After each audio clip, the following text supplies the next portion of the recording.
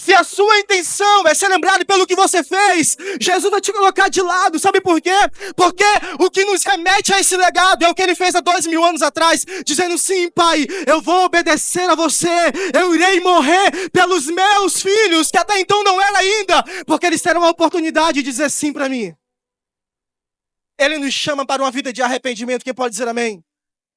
Nós precisamos nos arrepender diante da presença de Jesus. Aleluia. Aleluia. A Bíblia fala em Romanos 8,14 que a natureza criada aguarda com expectativa a manifestação dos filhos. Amém? E eu acredito naquilo que você carrega. Eu acredito na porção que Deus colocou sobre a sua vida. E como eu disse antes, se você chegou nesse lugar pensando em desistir, hoje diga sim para Ele. Como o nosso pastor Raimundo Nonato sempre nos faz orar. A oração que você fez quando você se converteu anos atrás. Ou a oração que você fez em alguns cultos pontuais. Que quando você pensar em desistir, que você lembre da oração que você fez e do sim que você disse para Jesus. Você pode dizer amém? Amém? Nós temos uma grande responsabilidade. Glória a Deus. Você pode aplaudir o Senhor pela vida do Ítalo. Aleluia. Obrigado. Agora, a pergunta que não quer calar. O que é legado? Porque na teoria nós sabemos o que é legado. E eu quero te explicar, mediante esse vídeo que vai passar, o que é legado. Solta para nós, projeção.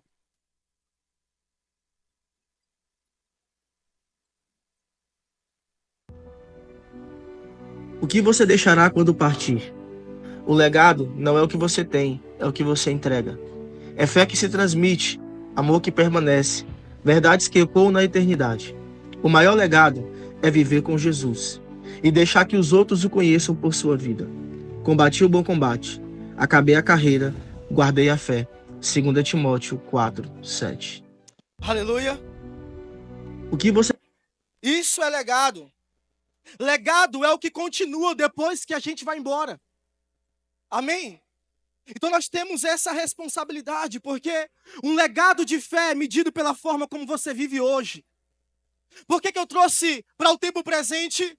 Porque nós precisamos viver esse evangelho e viver de acordo com a vontade de Deus. Para que amanhã, a geração que eu estou servindo hoje, possa olhar em mim e dizer assim: uau, eu vejo um homem de fé. Eu vejo uma mulher de Deus que perseverou em meio às dificuldades. E sabe o que eu acredito? Que o tema dessa conferência, ela é além de um final de semana. Ela precisa ser um estilo de vida. Eu acredito que Deus reuniu aqui, 1.200 jovens e adolescentes. Tem alguns aqui, como o pastor Nato diz, de meio-dia para tarde já? Tem não, né? Tem não. Então eu acredito que Deus nos reuniu nesse lugar, jovens e adolescentes, porque há uma responsabilidade sobre os nossos ombros, tornar o evangelho de Jesus Cristo geracional. Ou seja, nós temos uma responsabilidade. Agora, essa missão chegou para mim e para você, e eu e você não podemos fracassar. Diga assim: eu tenho uma missão, e eu não posso fracassar. Agora está nas suas mãos. E eu quero sim gerar essa responsabilidade no seu coração, porque está nas suas mãos. Missão dada, missão cumprida, soldado. Missão dada, missão cumprida. Por isso, se posicione hoje. Não deixe para amanhã. Por isso, viva o evangelho de Jesus hoje. Não fracasse na sua vez. Não fracasse. Virão dias maus, mas o Senhor está conosco. Porque a sua bondade e a sua misericórdia nos acompanham todos os dias. A Bíblia fala em Lamentações 3:23 que a sua graça, ela se renova sobre a mim e sobre a sua vida. Ou seja, a graça me impulsiona a caminhar de acordo com a vontade de Deus. A graça é minha discipuladora. A graça me faz olhar para a cruz e dizer assim: Senhor, eu vou permanecer te amando. É isso que Jesus faz com as nossas vidas. Quem pode dizer amém? Você precisa morrer para suas próprias vontades. Lucas 9:23, aquele que quer vir após mim, negue-se a si mesmo, tome sua cruz e siga-me. Nós temos uma responsabilidade de caminhar segundo a vontade de Deus. Aleluia. Eu quero ler o texto base dessa mensagem para você. Está lá em 2 Timóteo, 2 Timóteo, capítulo 1, versículo 3.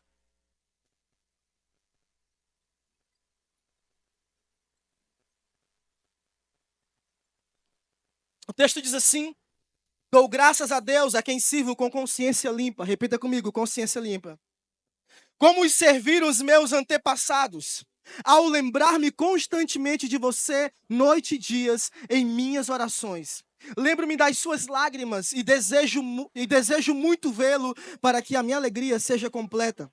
Recordo-me da sua fé não fingida, que primeiro habitou em sua avó Loide e em sua mãe Eunice, e estou convencido de que também habita em você.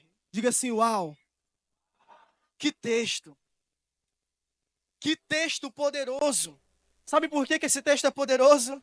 Porque Paulo lembra dessa fé e reconhece que ela também está presente na vida de Timóteo. Paulo viu a geração da sua avó, a geração da sua mãe, e agora ele olha para Timóteo e fala assim: eu também vejo essa fé em você. E é assim que eu quero ser lembrado, não pelo que eu fiz, mas pela fé que eu carrego. E quando as pessoas olharem para os meus filhos, vão dizer assim: o seu pai se foi, mas eu vejo a mesma fé em você. Que os seus discípulos possam também ter esse mesmo sentimento. Nós sabemos que de líderes vão e vêm, sim ou não? Alguns vão embora, outros, enfim, cumprem o seu propósito em alguns lugares diferentes. Mas que você seja lembrado pela fé que você carrega. Sabe por quê? Porque essas duas mulheres poderiam ser lembradas por algo que elas não viveram. E quando eu digo isso, eu digo sobre a vontade de Deus sobre a vida delas. Agora, eu tenho uma pergunta para você. Qual legado você está construindo para deixar? Qual é o legado que você está construindo para deixar? Uma fé fingida ou uma fé verdadeira? Sabe por quê? Porque como você vive hoje, diz sobre o legado que você deixará amanhã. Coloca essa frase para mim. Como você vive hoje, diz sobre o legado que você vai deixar amanhã. E você fala assim: não, eu ainda tenho tempo de curtir a minha vida, eu ainda tenho tempo de namorar antes do casamento, eu ainda tenho tempo de ver pornografia, eu ainda tenho tempo de beber, eu ainda tenho tempo de me prostituir. Mas preste atenção, se você quer construir algo para amanhã, começa a viver hoje. Porque a sua renúncia não é para ter, a sua renúncia é para se tornar. A sua renúncia é para se tornar parecido com Jesus, não para cantar no ministério de louvor da sua igreja, não para trazer uma boa mensagem, não, mas para se tornar parecido com Cristo. Pode dizer amém? Então, o texto fala sobre a fé sincera de Timóteo. Seja lembrado pela sua fé sincera. Nós não estamos falando de qualquer fé, aliança jovem, aliança teen. Nós estamos falando de uma fé verdadeira. Paulo enfatiza sobre a fé não fingida, ou seja, tem muito crente que diz ter fé, mas finge viver uma vida de acordo com a vontade de Deus. Por favor, no nome de Jesus, trate o que precisa ser tratado, mude o que precisa ser mudado. Você não depende de ninguém, você depende de Jesus. A nossa geração é dita como geração emocionada. E por isso, alguns de nós refletimos as emoções e não a fé. Porque fé significa confiança. Será se confiamos de fato em Deus? Porque as nossas obras não condizem com a nossa fé. E Tiago 2,17 fala sobre isso. Assim também, a fé, se não tiver obras, é morta em si mesma. Eu não estou falando só das obras de amar alguém, de perdoar alguém, mas eu estou falando da obra que Deus ele começa a fazer dentro para que você comece a refletir os atributos e o caráter de Deus. Vamos lá, não tem ninguém que vai viver de acordo com a vontade de Deus e vai externar a carnalidade. Você pode errar aqui ou ali, mas você está buscando constantemente ser parecido com Jesus. Você pode dizer amém? Agora, eu tenho certeza sim, que mediante a sua vida de devoção, que mediante a sua vida de entrega, você vai refletir as obras por meio da fé. Como amar, como servir, como ajudar, como obedecer, como perdoar. Sabe por quê? Porque o evangelho, ele habita dentro de você. E ele muda completamente quem você é. Um dia eu discipulando alguém, e aí ele falou assim, pastor, mas eu não vou mudar por conta do fulano, eu não vou mudar por conta do Joãozinho, da Maria. Eu falei assim, tudo bem, então mude por causa de Jesus. Porque a nossa maior motivação é Jesus. A nossa maior motivação precisa ser Jesus. Tem alguém me entendendo nessa noite? Então nós temos a responsabilidade de depositar sobre a nossa geração valores espirituais. Valores espirituais. Uma fé não para obter, mas para se tornar. Porque é isso que valida a sua caminhada com Deus. Que Deus nos livre de viver essa fé fingida. Diga assim, misericórdia. Diga assim, está repreendido. Que Deus nos livre.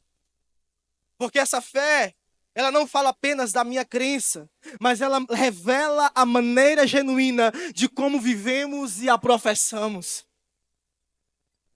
Sim, nós iremos impactar uma geração, quem pode dizer amém?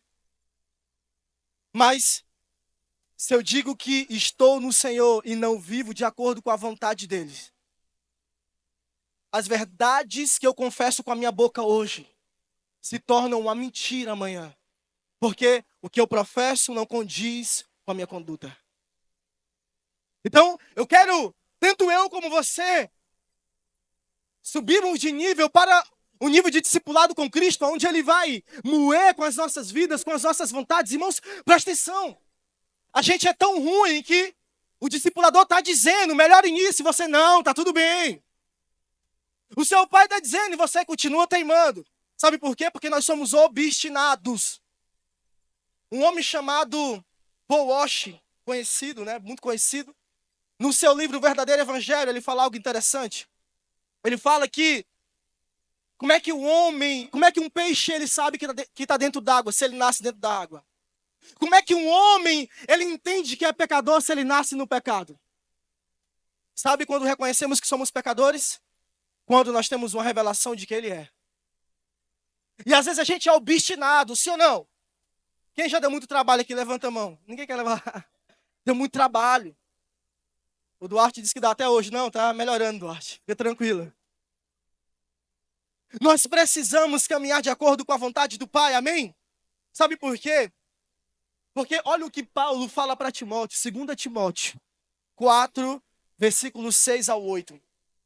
Eu já estou sendo derramado como oferta de bebida, e o tempo da minha partida está próximo. Olha o que ele diz. Combati o bom combate, terminei a corrida, guardei a fé. Quem pode dizer amém? E ele continua dizendo, agora está reservada para mim a coroa da justiça que o Senhor, o justo juiz, me dará naquele dia, não somente a mim, mas também a todos os que o amam. E eu estou olhando para essa geração, diga aleluia! Nós amamos a Deus e existe uma coroa para nós. Agora, eu quero que você entenda que legado não é poder de influenciar após a morte, mas o poder de influenciar o quanto vive. Aleluia, pastora Maria de Jesus, eu vi seu vídeo. Amém? Nós temos o poder de influenciarmos enquanto vivemos. Não queira só ser lembrado, mas seja lembrado pela fé que você carrega hoje. Por isso, adolescente jovem, para de mimimi. Para de botar a culpa no líder, no pastor, na igreja. Preste atenção no nome de Jesus. Você é responsável pela sua vida espiritual. Se você ama o Senhor, se você é discipulado por Ele, deixa Deus amadurecer a sua vida. Deixa Deus amadurecer a sua caminhada com Ele, no nome de Jesus. Sabe por quê? Porque a sua vida de obediência hoje, ela vai abrir portas amanhã, e eu poderia te contar muitos testemunhos. Porque eu aprendi com o Senhor Jesus que um coração obediente viverá coisas extraordinárias na sua presença. Aleluia! E dentro desse texto de 2 Timóteo 4, a partir do versículo 6, eu quero trabalhar 3 pontos nessa noite, muito breve e rápidos com você. O primeiro deles, combater o bom combate. O segundo, terminar a corrida. E o terceiro, guardar a fé. Repita comigo, a guerra é inevitável. Então todos os dias você precisa guerrear. E eu sei das suas lutas. De alguns dos meus discípulos eu não sei da de você que é de outro lugar. Mas o seu discipulador e você mesmo sabe das suas lutas. Eu sei que cada pessoa aqui tem um contexto diferente, familiar, pessoal. Tem as suas lutas que você trava todos os dias. Mas, preste atenção, a guerra é inevitável. Nós lutamos não para vencer uma adversidade. Nós lutamos todos os dias para ser parecido com Jesus, para que Ele dê graça a você, para resolver os problemas que precisam ser resolvidos. O nosso pastor Raimundo Nonato, ele fala algo interessante. Tudo passa. Repita comigo, tudo passa. Vai passar. Eu não sei quanto tempo vai demorar. Eu não sei se você vai dar tantas voltas ao redor dessa situação ou se você vai ser obediente àquilo que ele tem pedido para você. Tem coisas que é simples de resolver, mas a gente não quer resolver. Agora, quem é lutador aí? Levanta a mão. Pastor Lucas é lutador, né? Quem é lutador? De verdade, quem é lutador, levanta a mão.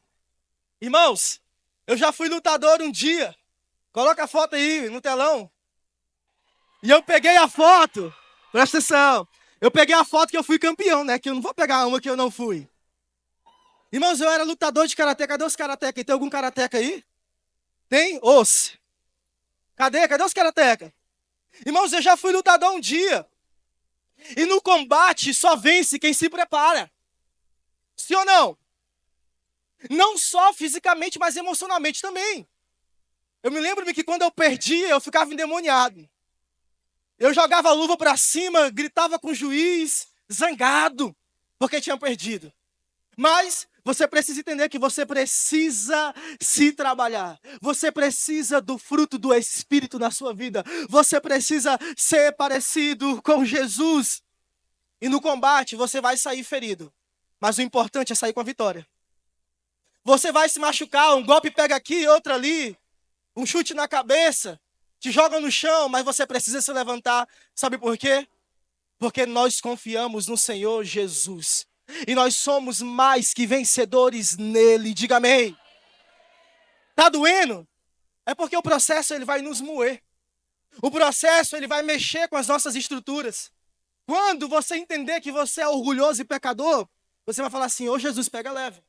Mas Jesus está lutando com você para que você se torne parecido com Ele. Aleluia. Nós precisamos, no nome de Jesus, lutar. E a Bíblia fala em Hebreus 12:4. Ora, na vossa luta contra o pecado ainda não tendes resistido a ponto de derramar sangue. Então você não derramou sangue ainda, por isso você dá conta. Toque a mão no ombro do seu irmão e fala assim: você dá conta. Fala assim: se prepare. Vá para o monte. Vá orar, vai ler a Bíblia, vai jejuar, crente. Amém? Diga aí para ele. Para de chorar. Tem crente chorando, não tem? É o crente rejeitado. Ele se sente rejeitado por tudo. Meu líder não me ama. A minha amiga não olha para mim direito. O irmão na igreja olhou torto. Irmãos, talvez o problema seja você e não o outro. Por isso, vigie em nome de Jesus. Amém? Agora, o segundo ponto. Tá bom, gente, essa foto tá feia. O segundo ponto é terminar a corrida. Porque Paulo fala sobre combater o bom combate, mas terminar a corrida. Gente, só tem um mês que eu tô correndo, viu? Tá tudo bem, fique tranquilo, só tem um mês. Mas eu trouxe essa foto, sabe por quê? Porque, irmãos, eu caí no maior golpe que existe. Eu entrei nesse negócio de corrida e isso é uma máfia, viu? E aí, no segundo dia de corrida, eu já queria comprar um tênis legal. E aí agora diz que tem que colocar um óculos, porque esse óculos aumenta o pace. E aí tem um relógio, e aí tem um monte de coisa. E aí tem um shortinho apertado, que aperta o negócio lá, e tem tantas coisas. Mas, irmãos, eu quero que você entenda uma coisa no nome de Jesus. Começar a correr é muito fácil, mas terminar é difícil. Quem me conhece sabe que eu sou muito empolgado, sim ou não? Muito empolgado, muito intenso. E aí, na primeira corrida eu falei, se eu vou correr logo é 5 quilômetros. Mas sabe o que aconteceu? Na última corrida eu passei mal. Sabe por quê? Eu me preparei, mas eu não fugi das distrações. Um senhor chamado Nemuel começou a conversar comigo. E eu conversei com ele 3 quilômetros, quase 4. No 4º quilômetro eu senti uma dor. Falei assim, eu vou morrer agora. Sabe por quê, irmãos? Porque eu me distraí. Então, preste atenção. Nessa corrida você precisa se preparar. Eu cheguei empolgado um dia para a corrida. E eu falei assim, hoje eu vou correr 10 quilômetros. Eu estava sozinho, ninguém do meu grupo foi. Inclusive tem um grupo aqui da Ágape agora, viu?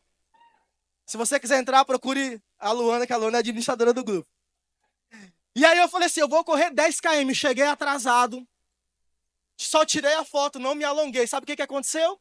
Só consegui correr 5. Eu passei mal, todo mundo foi embora. Tem muito crente que quer correr a corrida, mas não se prepara. Não adianta você só puxar a perninha, não adianta você buscar Deus uma vez por semana, não adianta você fazer algo para ter, não. Você precisa se tornar parecido com o Senhor. Por isso se prepare nessa caminhada de fé. Se prepare, não faça como eu. Porque eu me rodei. Pensei que eu ia morrer de novo. Mas eu continuei, aleluia. Por isso, o texto de 2 Coríntios 4,16 fala algo interessante. O texto fala assim, por isso não desanimamos. Diga para o seu irmão, não desanime. Embora exteriormente nos desgastamos, interiormente estamos sendo renovados dia após dia, pois os nossos sofrimentos leves e momentâneos produzem para nós uma glória eterna que pesa mais do que todos eles. Sabe o que eu creio? Que se você perseverar, nós perseverarmos, nós receberemos a coroa no final dessa corrida. Por isso não pare de correr em nome de Jesus. Você pode aplaudir o Senhor nessa noite?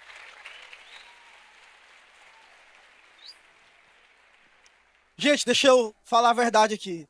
Quem conversou com o Nemuel muito fui eu, viu? Não foi ele comigo, não. Eu falo pouco, né? Então, aprenda. Você precisa se preparar. Você precisa fugir das distrações. E você precisa perseverar até o fim. Então nós não iremos desistir. Quem pode dizer amém?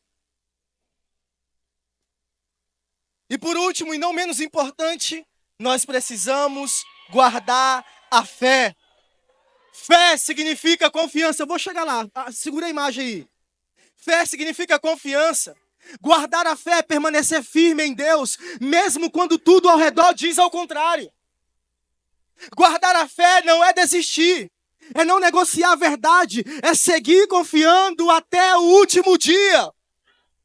Sabe o que Paulo fala a Timóteo? 1 Timóteo 1,19. Mantendo a fé e a boa consciência que alguns rejeitaram. E por isso naufragaram na fé. Agora eu vou entrar nessa foto. Coloca a foto para mim.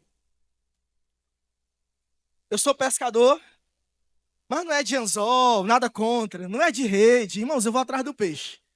Eu sou mergulhador, amém? Eu mergulho atrás do peixe. E aí, eu trouxe isso, sabe por quê? Porque eu nunca tinha passado por um náufrago. E aí eu olhei esse texto e falava assim, naufragou, a pessoa caiu do mar no rio e agora ela não tem como se sair. Até então, ano passado, eu passei por essa situação. Eu passei por um náufrago. Quem já passou por um náufrago? Levanta a mão de verdade. Quem estava no rio, o barco virou. Alguém já passou? Levanta a mão bem alto. 1, 2, tem aqui, 3... 4, tem um outro ali, 5. Que desespero, sim ou não? A primeira coisa que gera no náufrago é desespero. Pode tirar a foto já, viu, gente? A gente fica desesperado. E sabe o que acontece depois? Você fica sem esperança. Porque você não sabe como vai sair daquela situação. E por último, quem ainda luta e reluta, a sua fé, ela aumenta. Eu vou te contar uma história legal. Ano passado, eu estava pescando, e nós iríamos pescar em último ponto, nós chamamos de ponto, e era de noite, tinha algumas cachoeiras próximo do lugar que pescamos, e o guia, ele não percebeu que nós estávamos indo para uma cachoeira, quase meia-noite, no Rio Tocantins. Sabe o que acontece? Quando eu joguei a lanterna, eu falei assim, nós vamos virar. Coloca esse barco para a beira. O barco vira.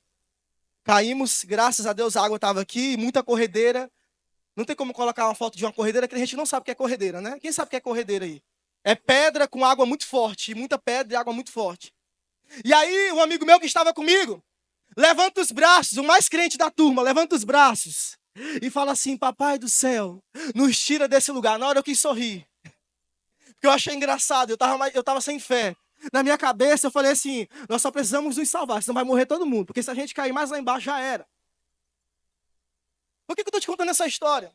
Porque Paulo fala no texto que nós não podemos naufragar na fé. Tem muito crente que naufragou, tem muito crente que se perdeu no meio da caminhada, tem muito crente desesperado, sem fé, sem esperança de um dia voltar para os braços do Pai. Por isso, a Bíblia fala que aquele que está em pé, vigie para que não caia. E você que está nesse lugar, ainda há uma esperança, como houve para o Renan. Renan abriu os braços, amigo meu, e Senhor, nos tira daqui, e deu certo. Eu não vou te contar toda a história porque é longa. Mas um momento tenso, aonde alguém se levanta e ora, pedindo a intervenção de Deus.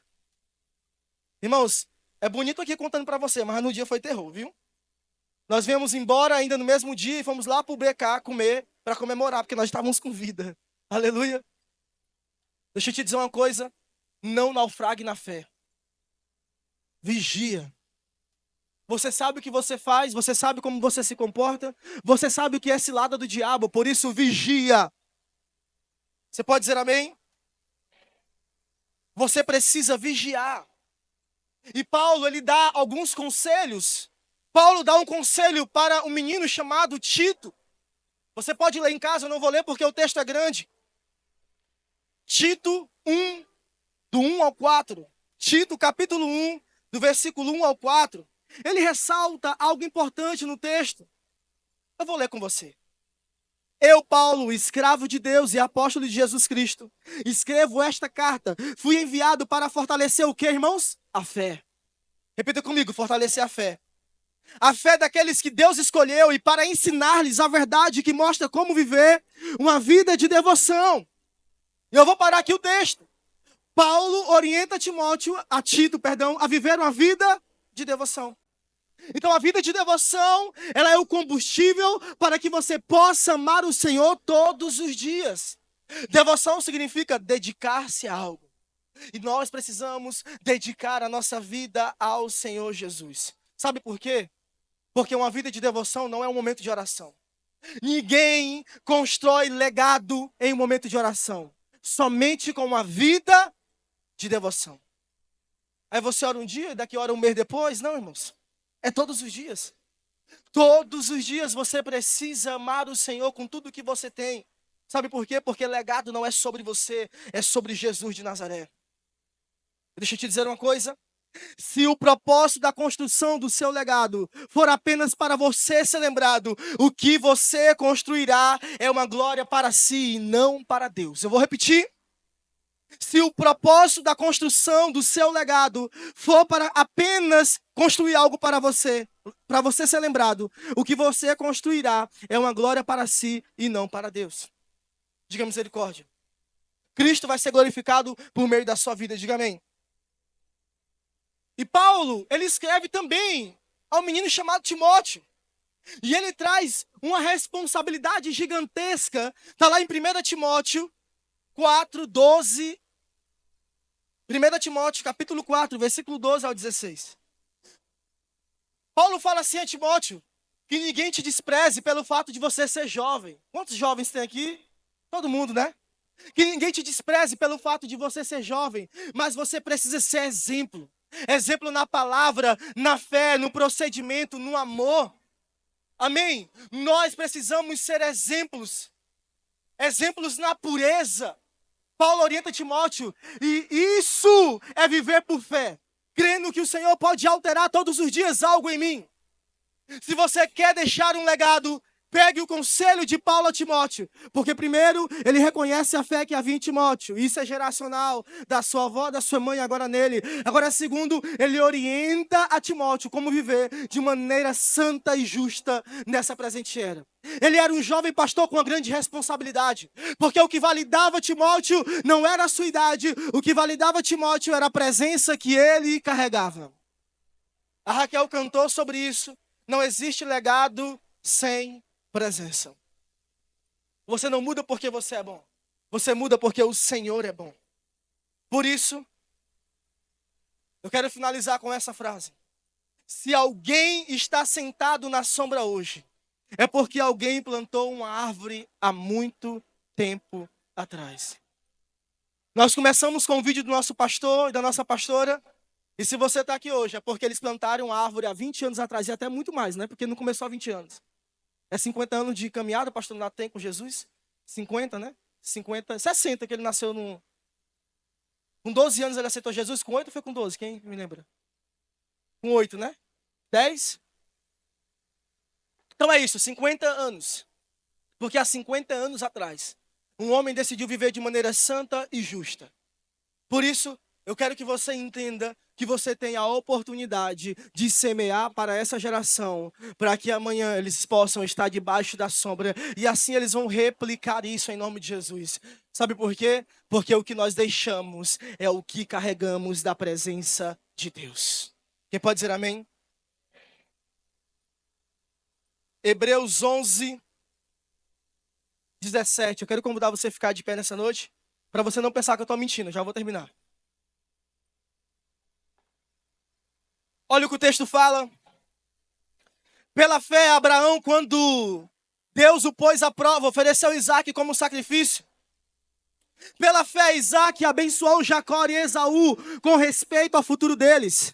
Pela fé, Jacó, à beira da morte, abençoou cada um dos seus filhos, a cada um dos filhos de José, e o adorou a Deus, apoiando na extremidade do seu bordão. Pela fé, José, no fim da vida, fez menção ao êxodo dos israelitas do Egito e deu instruções acerca dos seus próprios ossos. Pela fé, Moisés, recém-nascido, foi escondido durante 3 meses por seus pais, pois estes viram que ele não era uma criança comum e não temeram o decreto do rei. Pela fé, Moisés, já adulto, recusou ser chamado de filho da filha do faraó, preferindo ser maltratado como povo de Deus e desfrutar os prazeres do pecado durante algum tempo. Por amor de Cristo, considerou-se sua desonra uma riqueza maior do que os tesouros do Egito, porque contemplava a sua recompensa. Pela fé, saiu do Egito, não temendo a ira do rei, perseverou porque via aquele que é invisível. Pela fé, celebrou a Páscoa e fez aspersão do sangue para que o destruidor não tocasse os filhos mais velhos dos israelitas. Pela fé, o povo atravessou o mar vermelho como em terra seca, mas quando os egípcios tentaram fazê-lo, morreram afogados. Pela fé, caíram aos muros de Jericó, depois de serem rodeados durante 7 dias. Pela fé, a prostituta Raabe, por ter acolhido os espiões, não foi morta com os que haviam sido desobedientes. Versículo 39 do texto. Todos esses receberam bom testemunho por meio da fé. No entanto, nenhum deles recebeu o que havia sido prometido. Quem pode dizer amém? Eu queria que você aplaudisse o Senhor nessa noite. O texto fala algo interessante. Pela fé, eles se guardaram pelo bom testemunho. Dê um bom testemunho em nome de Jesus. Dê um bom testemunho porque pela fé esses homens foram lembrados pelo seu bom testemunho. E esse é o meu e o seu desafio nessa noite. Você precisa morrer para as suas paixões e viver de acordo com a vontade de Deus. Seja lembrado não porque você fez muitas coisas, mas pelo quanto você se parece com Jesus. E esse é o nosso desafio nessa noite. Dê um bom testemunho. Dê um bom testemunho. Eu não vou listar pecados porque você sabe. E se a presença do Espírito Santo habita dentro de você, ele vai sinalizar agora onde você precisa melhorar. E eu quero convidar você a fechar os seus olhos nessa noite.